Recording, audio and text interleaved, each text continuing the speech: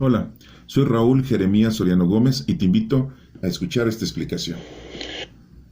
Cuarto domingo de Cuaresma, 6 de marzo del año 2016. El Evangelio es de San Lucas 15, del 1 al 3 y del 11 al 38.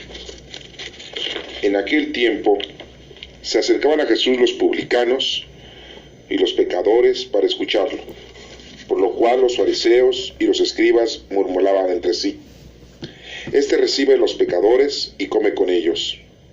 Jesús les dijo entonces esta parábola. Un hombre tenía 2 hijos, y el menor de ellos le dijo a su padre: Padre, dame la parte de herencia que me toca. Y él le repartió los bienes. No muchos días después, el hijo menor, juntando todo lo suyo, se fue a un país lejano y allá derrochó su fortuna viviendo de una manera disoluta. Después de malgastarlo todo, sobrevino en aquella región una gran hambre y él empezó a padecer necesidad. Entonces fue a pedirle trabajo a un habitante de aquel país, el cual lo mandó a sus campos a cuidar cerdos. Tenía ganas de hartarse con las bellotas que comían los cerdos, pero no lo dejaban que se las comiera. Se puso entonces a reflexionar y se dijo: ¿Cuántos trabajadores en la casa de mi padre tienen pan de sobra y yo aquí me estoy muriendo de hambre? Me levantaré, volveré a mi padre y le diré: Padre, he pecado contra el cielo, contra ti, ya no merezco llamarme hijo tuyo, recíbeme como a uno de tus trabajadores. Enseguida se puso en camino hacia la casa de su padre. Estaba todavía lejos cuando su padre lo vio y se enterneció profundamente. Corrió hacia él y echándole los brazos al cuello lo cubrió de besos. El muchacho le dijo: Padre, he pecado contra el cielo, contra ti, ya no merezco llamarme hijo tuyo. Pero el padre les dijo a sus criados: Pronto, traigan la túnica más rica y vístansela. Pónganle un anillo en el dedo y sandalias en los pies. Traigan el becerro gordo y mátenlo. Comamos y hagamos una fiesta, porque este hijo mío estaba muerto y ha vuelto a la vida. Estaba perdido y lo hemos encontrado. Y empezó el banquete. El hijo mayor estaba en el campo y al volver, cuando se acercó a la casa, oyó la música y los cantos. Entonces llamó a uno de los criados y les preguntó qué pasaba. Este le contestó: Tu hermano ha regresado y tu padre mandó matar el becerro gordo por haberlo recobrado sano y salvo. El hermano mayor se enojó y no quería entrar. Salió entonces el padre y le rogó que entrara, pero él replicó: Hace tanto tiempo que te sirvo sin desobedecer jamás una orden tuya, y tú no me has dado nunca ni un cabrito para comérmelo con mis amigos. Pero eso sí, viene ese hijo tuyo que despilfarró tus bienes con malas mujeres, y tú mandas matar el becerro gordo. El padre le repuso: Hijo, tú siempre estás conmigo y todo lo mío es tuyo, pero era necesario hacer fiesta y regocijaos, porque este hermano tuyo estaba muerto y ha vuelto a la vida, estaba perdido y lo hemos encontrado. Esta es palabra del Señor. Honor y gloria a ti, Señor Jesús.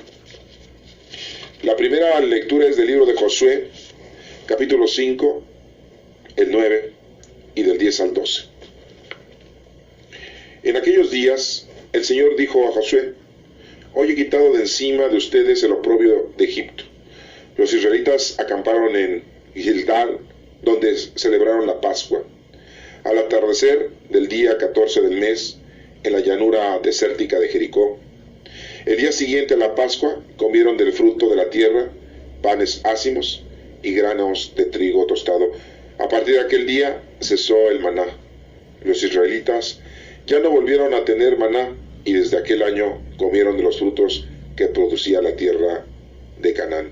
Esta es palabra del Señor. Te alabamos, Señor.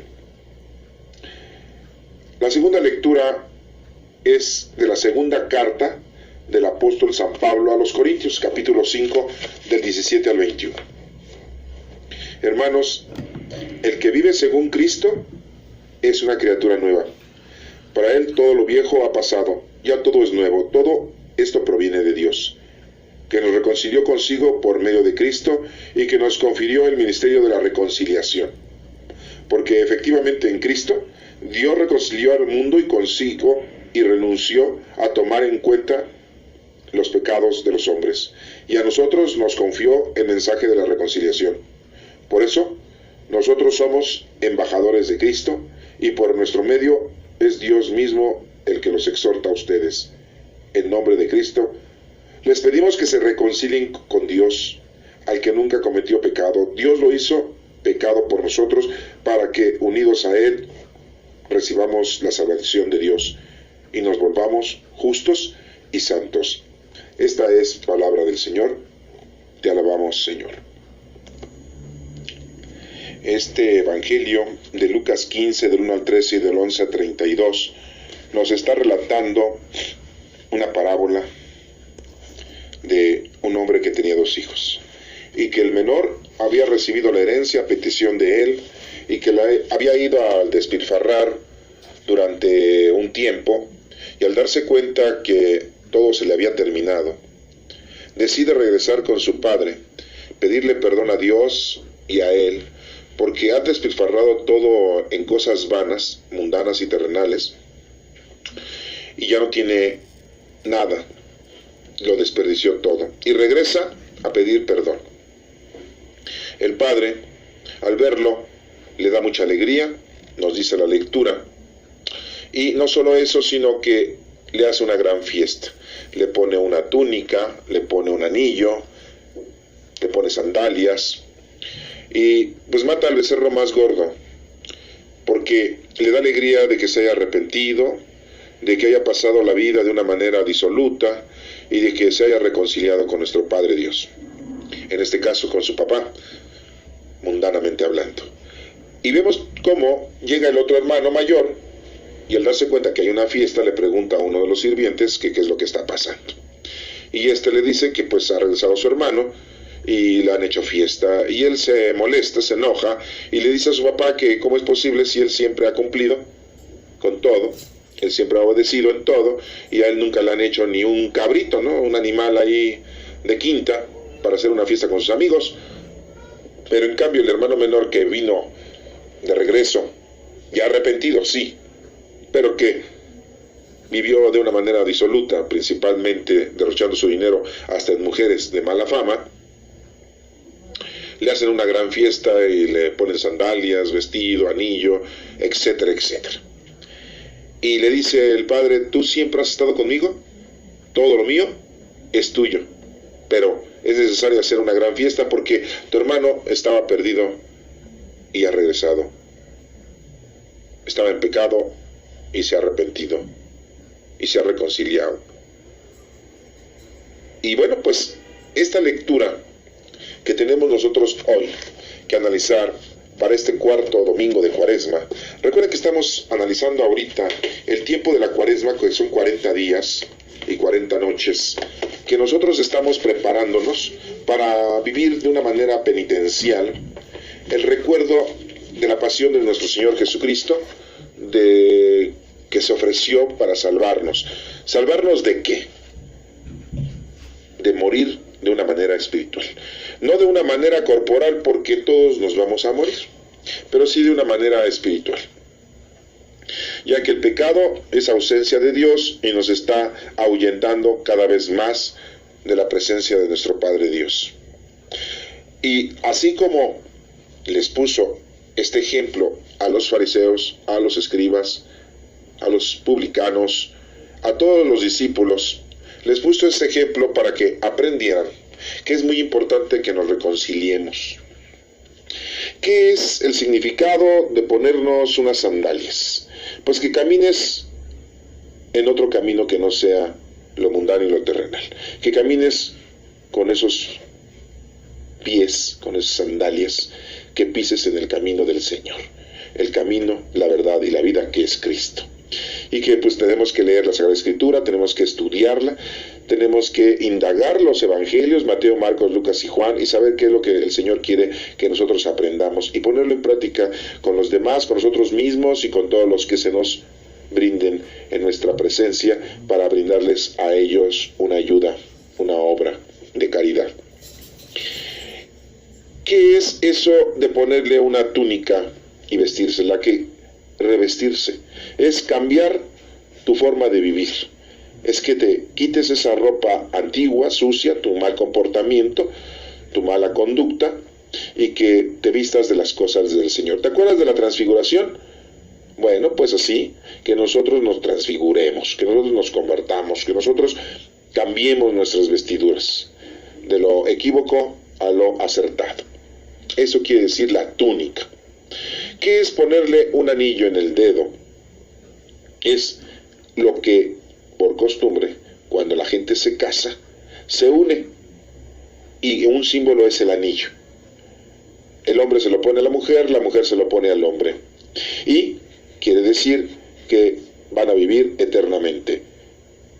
Aquí, la mención del anillo simboliza eso, que al unirte con Dios eternamente, te reconcilias con Dios plenamente. Entonces estás haciendo como si fuese una unión total, un matrimonio total con Dios. Que ya te olvides de andar de soltero, de abandonado en las cosas mundanas y terrenales, y ya te unas plenamente a las cosas de Dios. Eso quiere decir el anillo, eso quiere tener el significado de ese anillo. Aquí nos hace reflexionar, ¿sí?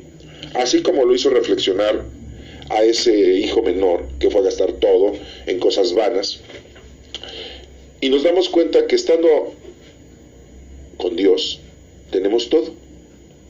Si tú haces un análisis, si tú observas y pones atención, te das cuenta que si estás con Dios, no te hace falta casa, vestido, sustento, no te hace falta la alegría, no te hace falta las satisfacciones.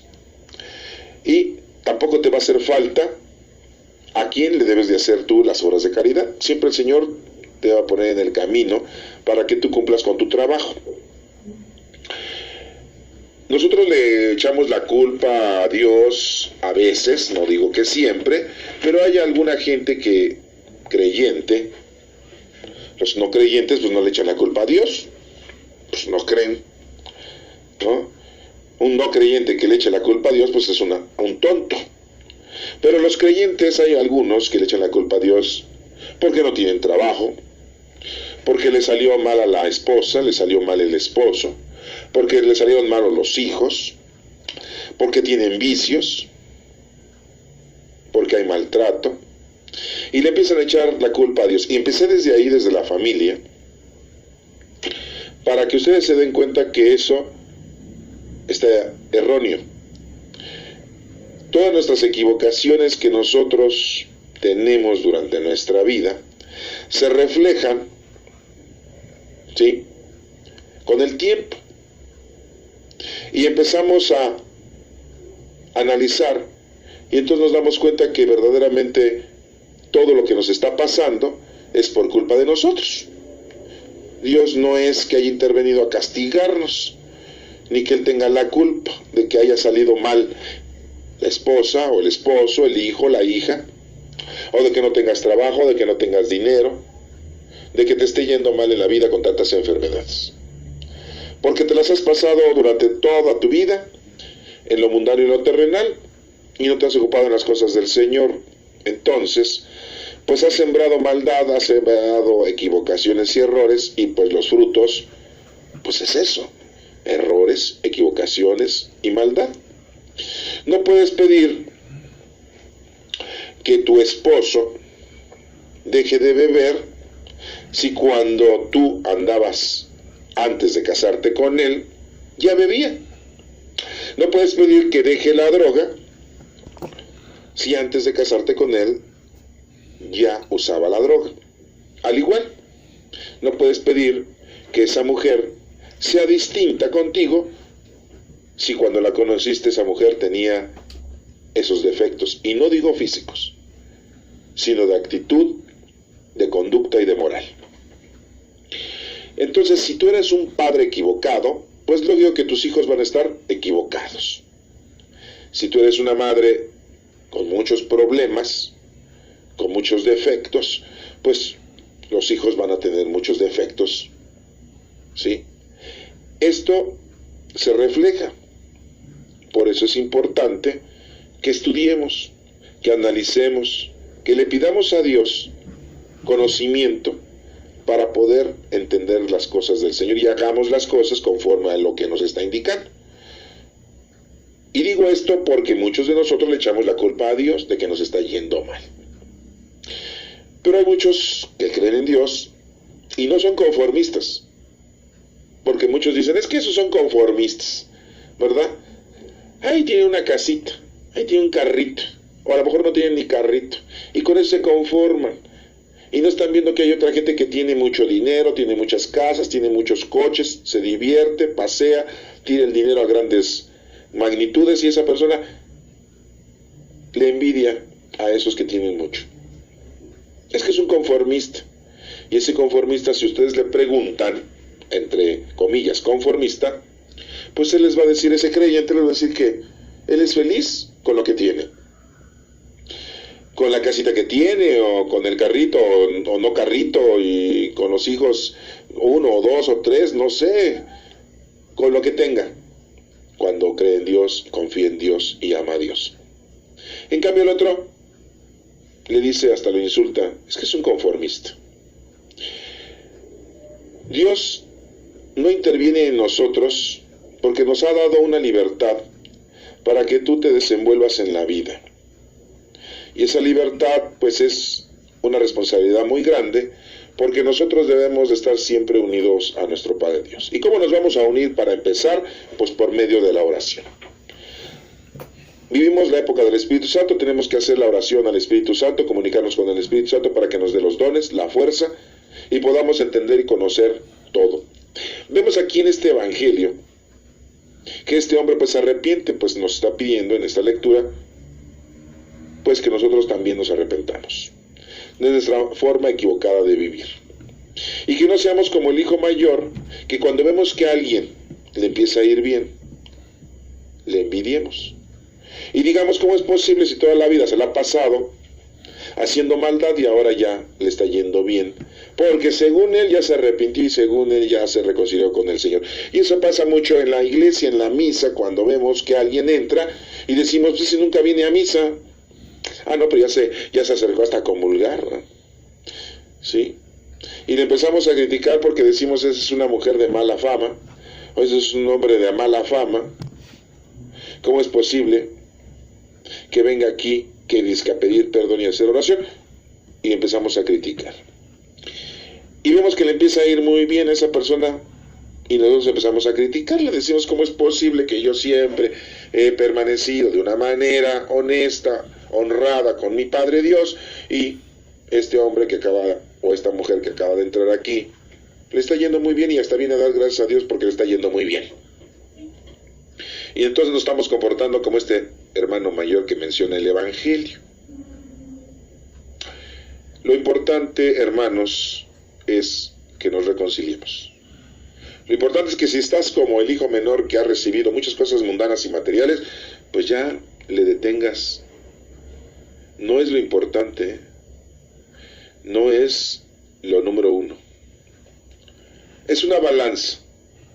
Debemos de vivir la vida material y corporal, pero no ponerle más empeño que a la vida espiritual. Las dos, Dios nos ha permitido que las tengamos, las vivamos de una manera equilibrada. El Señor no te está diciendo que dejes las fiestas, no te está diciendo que no rías, no te está diciendo que no te diviertas, no te está diciendo que no luches por algún gusto material y mundano que tengas. Con tu trabajo, con tu estudio, con tu dedicación, no te está diciendo eso.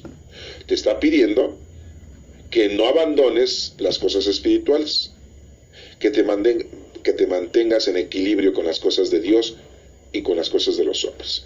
Acuérdense de la frase, ¿no?, que dicen ahí en la Sagrada Escritura: al César lo del César y a Dios lo de Dios.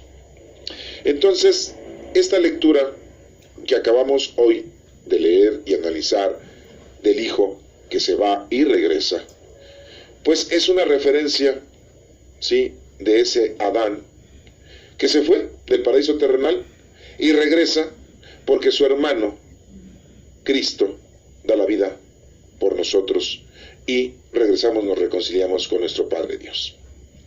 ¿Se acuerdan que cuando Moisés llegó al monte Sinaí, se subió al monte Sinaí, estuvo ahí 40 días y 40 noches y no bajaba? Los hermanos compatriotas empezaron a desesperarse en 40 días, un mes y 10 días aproximadamente, si tomamos los meses de 30 días. Se empezaron a desesperar y empezaron a hacer un becerro de oro como si fuese un ídolo, un dios, como lo hacían los egipcios, que dice que para pedir que les fuera bien en la tierra en donde ellos se encontraban.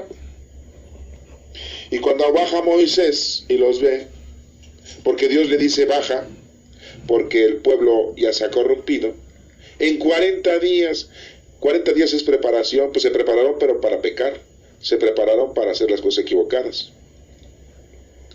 Así como ahorita nos estamos preparando para la cuaresma 40 días, pues allá estuvieron 40 días y en vez de hacer las cosas bien, se desesperaron. Y así nos pasa a nosotros en la actualidad. Nos empezamos a desesperar por muchas razones, pero no nos damos cuenta que todo lo que nos ocurre es porque nosotros mismos hemos propiciado esa aventura en nuestra vida, la cual somos nosotros los responsables. Y le echamos la culpa a Dios, algunos, no todos.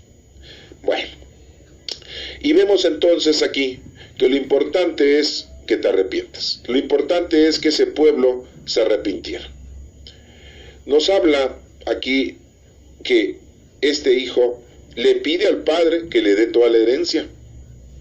Nosotros siempre le andamos pidiendo a Dios cosas vanas, que nos saquemos la lotería, que tengamos mucho dinero, que tengamos una pareja sustanciosa a nuestro gusto.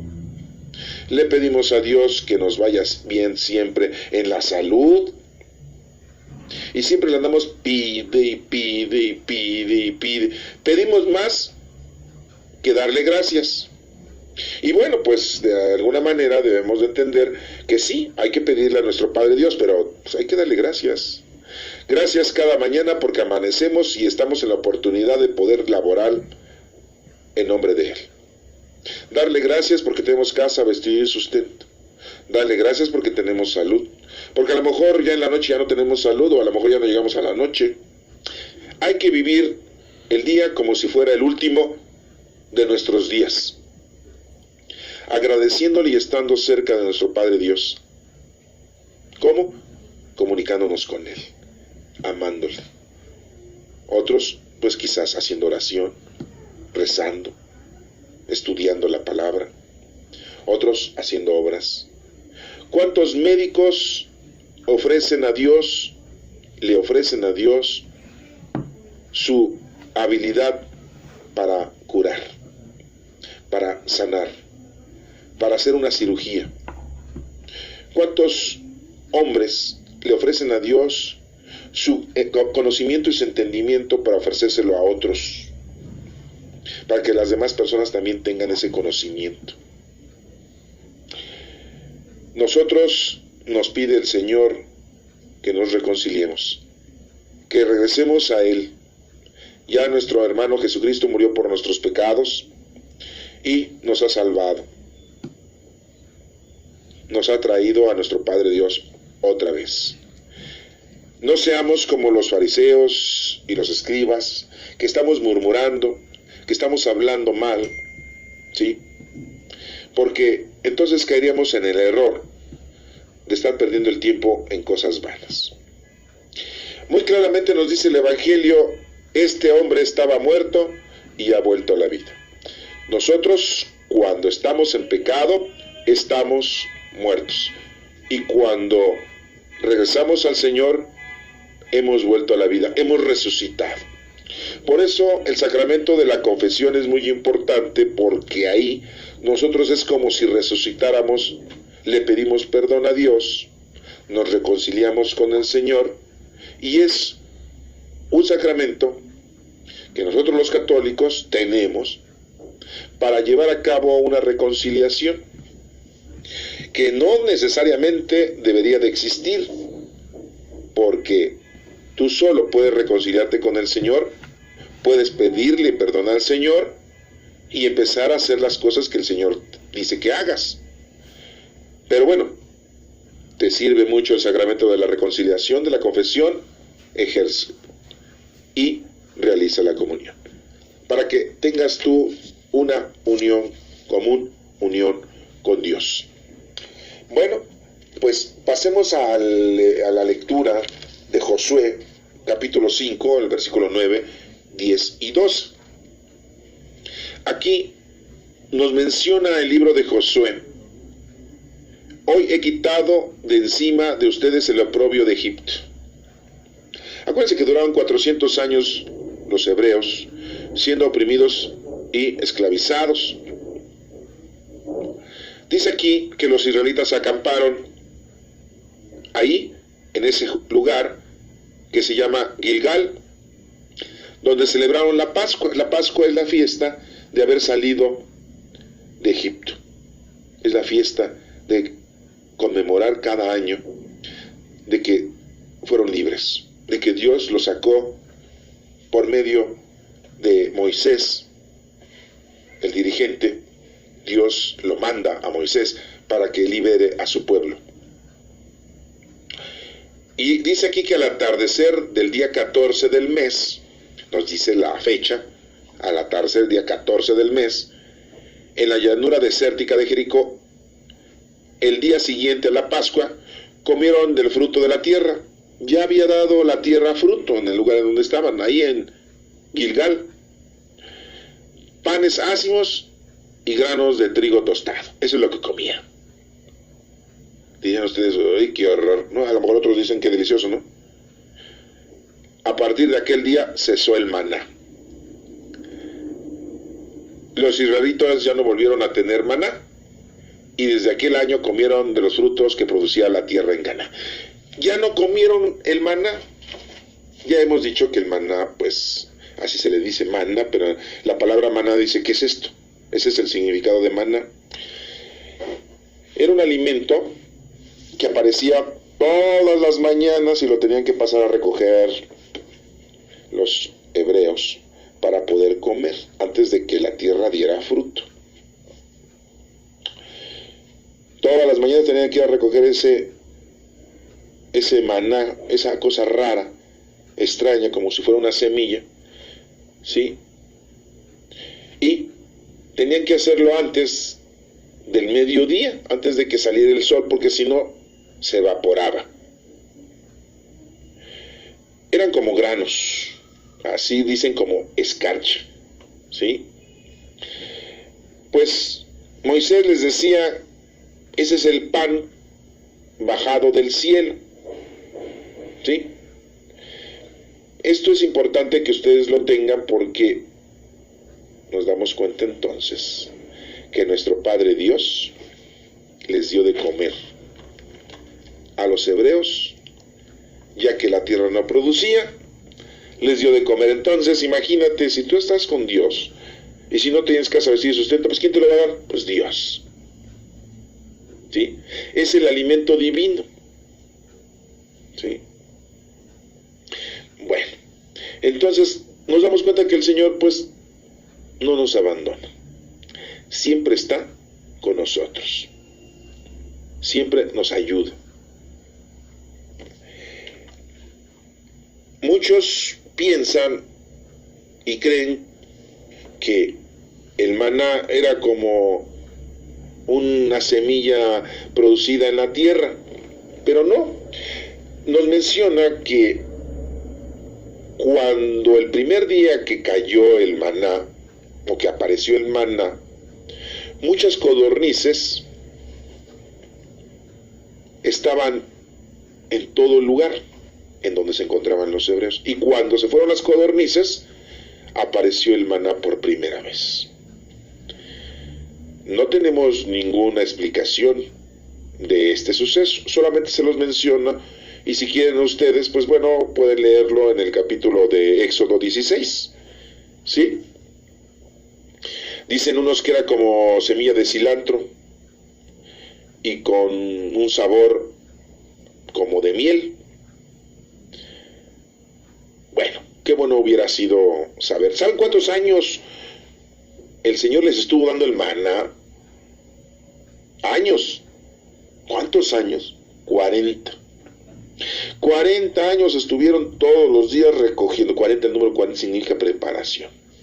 40 años estuvieron recogiendo el maná los israelitas. Todas las mañanas, tempranito. ¿Sí? Y no podías guardar el maná de un día para otro, te lo tenías que acabar. Nada de que pues en la noche guardo tantito para la madrugada que me paro a tragar. No. O lo guardo tantito para mañana antes de salir otra vez a recoger el maná, pues ahí me lo como. No, porque se echaba a perder. El único día que no se echaba a perder y que se duraba para el otro día era el sexto día. Tenían que recoger doble ración, porque el día séptimo no se elaboraba. ¿Cómo ven? Raro ese maná, ¿verdad? ¿Cómo era posible que el sexto día recogían lo doble y ese sí no se echaba a perder? Bueno, ¿sabían ustedes también que el maná, cuando se fabricó el Arca de la Alianza, ese cofre rectangular con un ángel en cada esquina, de ese tipo baúl, ahí depositaron el maná que sobró? Órale, pues no que se echaba a perder, pues ahí pusieron el maná que sobró. También pusieron las 2 tablas de la ley de Moisés, o de la ley de Dios, ¿sí? Que estaba escrita en 2 tablas, que las escribió Moisés. También ahí depositó las 2 tablas. Y también depositaron adentro de esa arca, también depositaron el báculo, así como el del Papa Francisco, así que trae un báculo, así grandote, nada más que ahí trae un báculo con un Cristo en la parte de arriba. Acá no tenía ningún Cristo, nada más era un báculo. Era un bastón alto y grande, ¿no? Quizá como de unos 70 de estatura, aproximadamente. También pusieron ese báculo. ¿Y ese báculo para qué? Ese báculo era con el cual Moisés había dado de beber a todos los hebreos. Tocó la tierra, tocó la piedra y brotó agua, porque estaban muy sedientos y no tenían agua para beber. Ese báculo lo usó Moisés para abrir el mar, para que pudieran pasar todos sus compatriotas y atravesaron el mar cuando iban huyendo de Egipto. Ese báculo, pues, ahí se guardó en el Arca de la Alianza, el maná y las tablas de la ley.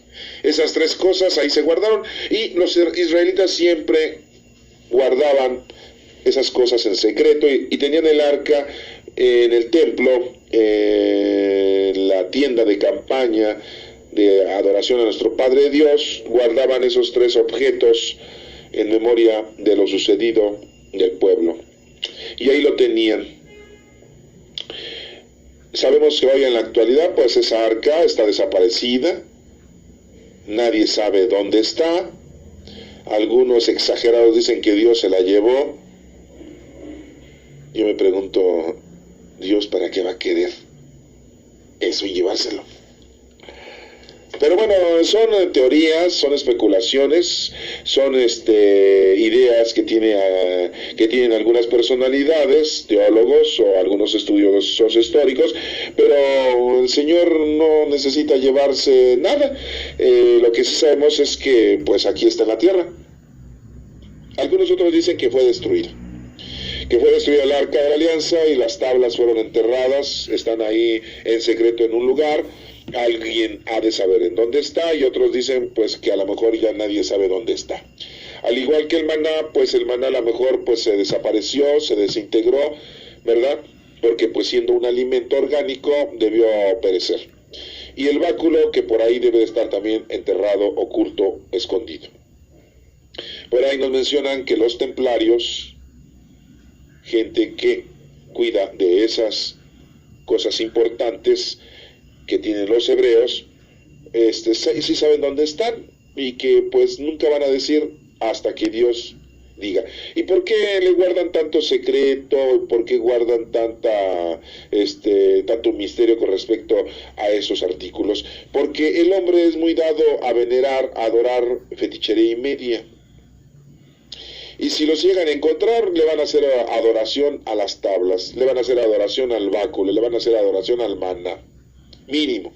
Y hay algunas otras personas que piensan que al poder encontrar las tablas que hizo Moisés, porque las primeras las destruyó, las primeras que hizo nuestro Padre Dios las destruyó, diciéndole al pueblo hebreo que ya había caído otra vez en pecado en 40 días y 40 noches, de que se había tardado Moisés en el monte Sinaí, las destruyó diciéndoles que no se merecían la ley de Dios, que fue escrita con el dedo de Dios. Y él después tuvo que subir otra vez al monte Sinaí y volverlas a escribir, pero ya las escribió él. Bueno, esas tablas, muchos creen que si las encuentran, pues las van a empezar a adorar, al igual que el báculo. Piensan que el báculo tiene poder. Pues imagínense, para usarlo para abrir el mar, para usarlo para darle de beber agua, que brotara agua de las rocas, pues empiezan a hacer un montón de tonterías inadecuadas. Y pues el Señor, acuérdense que dice que no te hagas ninguna imagen, ni adores ninguna imagen de lo que está en la tierra, de lo que está en el cielo, o de lo que está debajo de la tierra. Al único que debes adorar es a tu Padre Dios, a nadie más. Por eso cuando entramos a la iglesia, el único lugar en donde nos debemos de inclinar es en donde está el Santísimo. En donde está el Santísimo es en donde está la comunión, en donde está la hostia consagrada. ¿Y quién es la hostia consagrada? Es Jesús en cuerpo, sangre, alma y divinidad, como está en el cielo.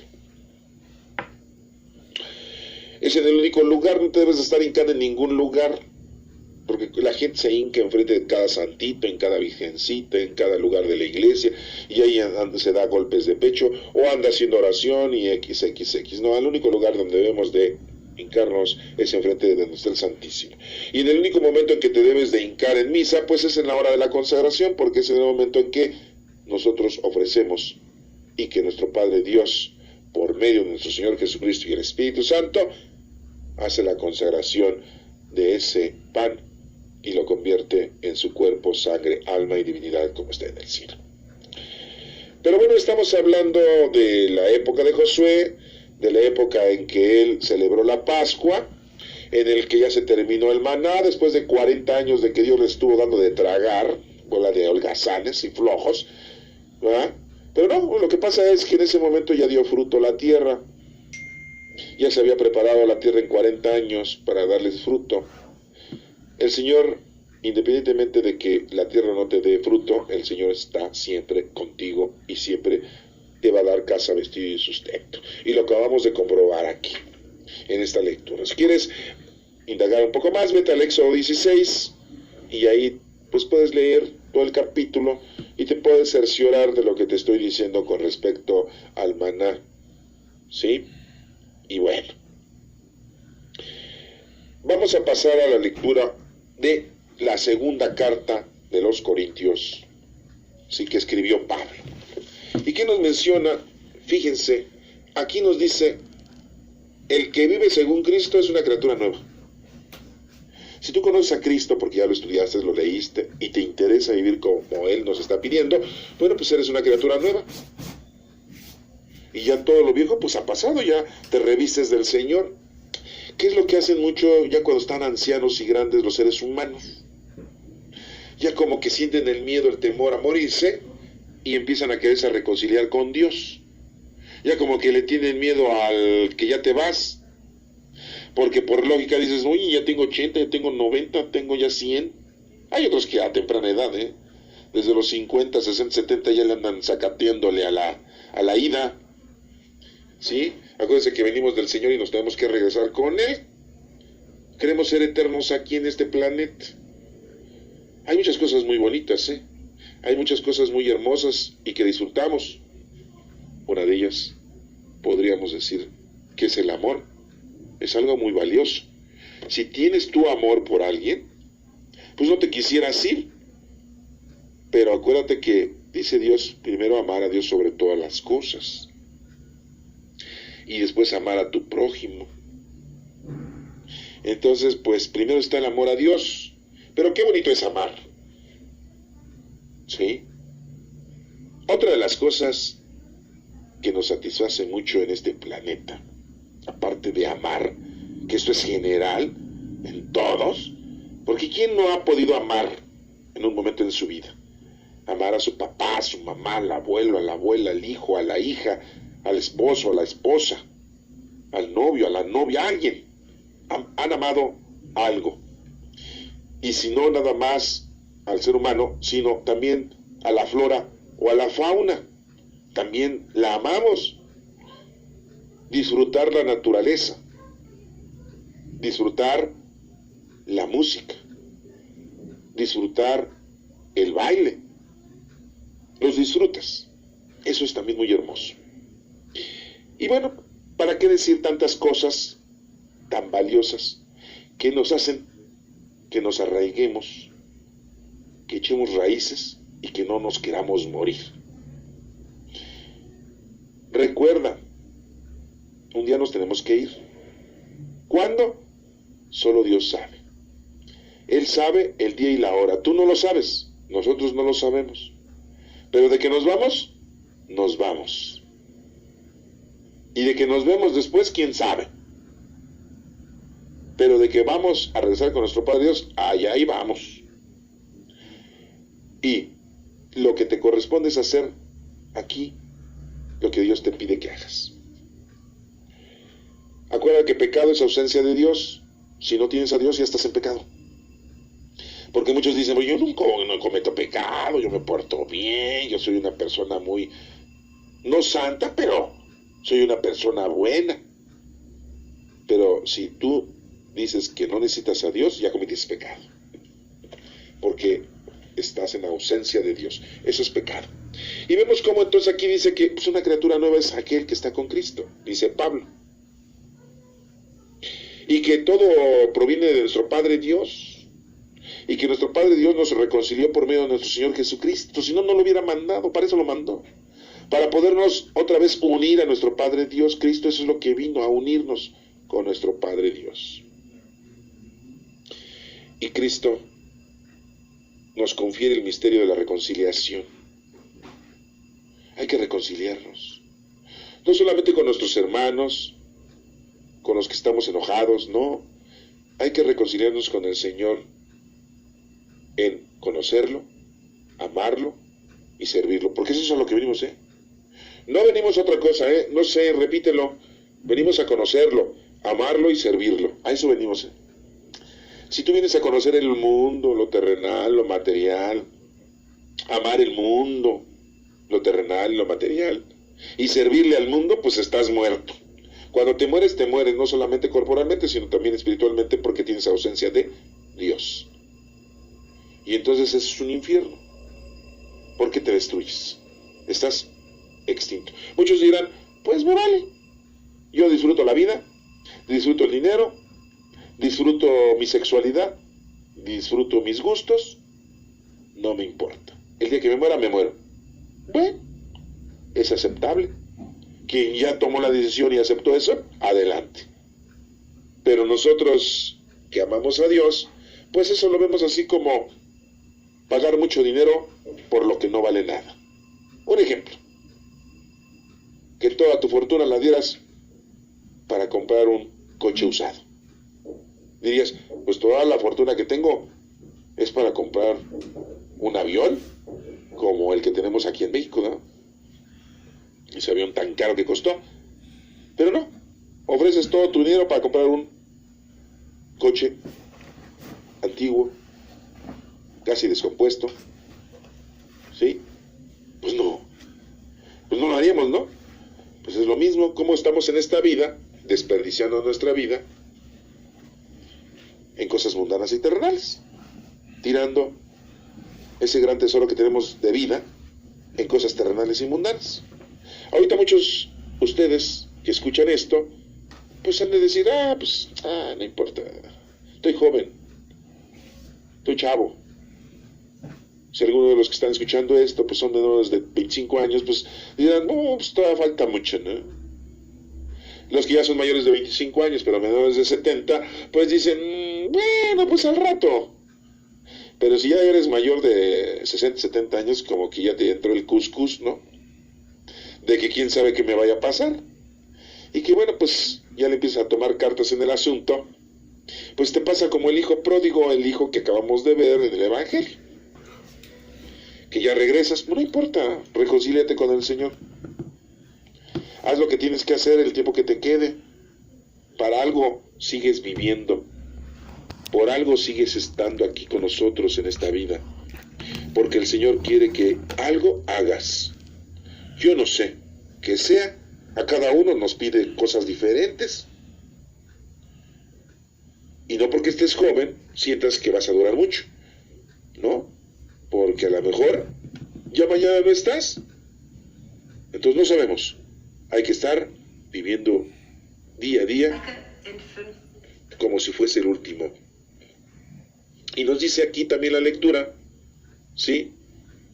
Dios reconcilió al mundo consigo y renunció a tomar en cuenta los pecados de los hombres. Fíjese lo que dice la lectura de Pablo.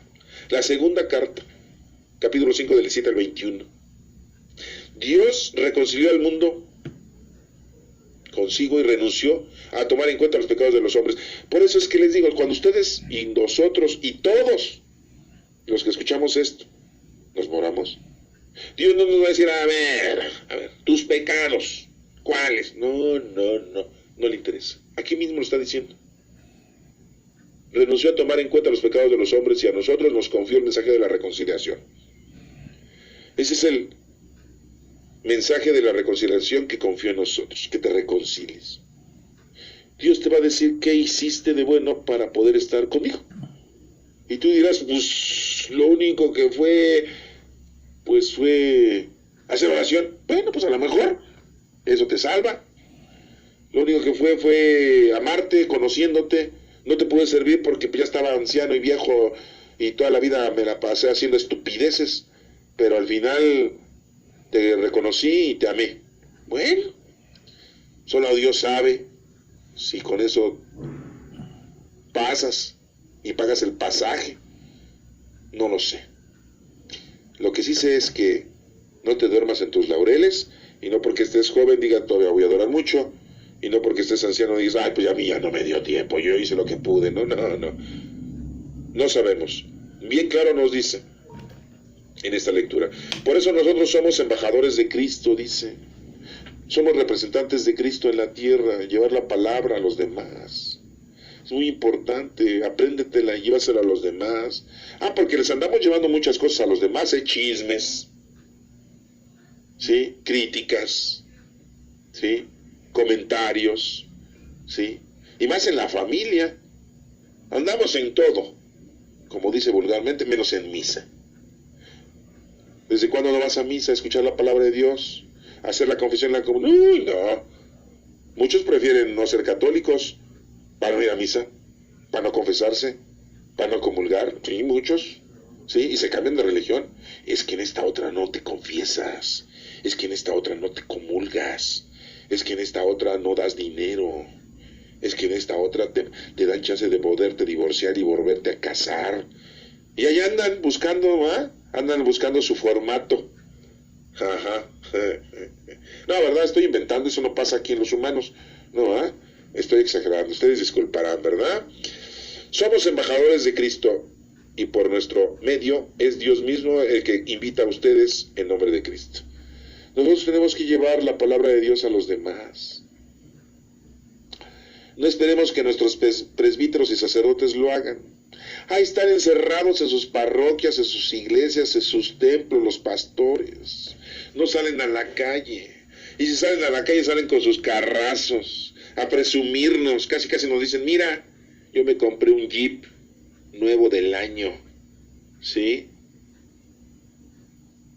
Con la limosna que tú me das, mensa. Mira, con el diezmo que tú das, cómo me he visto con alhajas. Y casi nos lo restregan en la jetota. Ahí están encerrados, en vez de que salgan a predicar. ¿Qué dijo el padre Francisco ahora que vino a México hace poquito? Les dijo a sus obispos y a sus sacerdotes, salgan a las calles a predicar, a llevar la palabra. Es lo que tienen que hacer. No estén encerrados esperando a que los feligreses lleguen a sus negocios, porque ahí hicieron el templo negocio. Yo no sé cómo les vaya a ir cuando se presenten ante Dios, pero si Dios que es tan bueno y bondadoso, los perdona, a mí me vale gorro. Yo hago lo que me corresponde. Yo solamente aquí estoy diciéndoles a ustedes que hay que llevarle la palabra a los demás y no estarles llevando chismes, aunque aquí ya les estoy dando un chismis, ya les estoy platicando chismes, ¿sí? Pero pues, eso es lo que no debemos de hacer. Lo que debemos de hacer es abrir nuestros corazones y llevarle la palabra de Dios a los demás. Aquí lo dice: en nombre de Cristo les pedimos que se reconcilien con Dios. Al que nunca cometió pecado en Cristo, Dios lo hizo pecado. Sí, porque lo hizo hombre para nosotros, para que unidos a Cristo recibamos la salvación de Dios. Cristo es el que viene, nos salva de nuestros pecados, nos dice cómo hacerle y llegamos a nuestro Padre Dios. Regresemos justos y santos, dice la lectura. Este próximo domingo, cuarto domingo de Cuaresma, y ya mero se llega a la Cuaresma, ya mero se termina la Cuaresma, nos está invitando el Señor a que cambiemos nuestra forma de vivir. Vuelvan a escuchar esto si pueden, lean el Éxodo de cómo estuvo el maná, vuelvan a leer el Evangelio del Hijo Pródigo que se va y regresa, porque eres tú. Te fuiste y ya regresaste.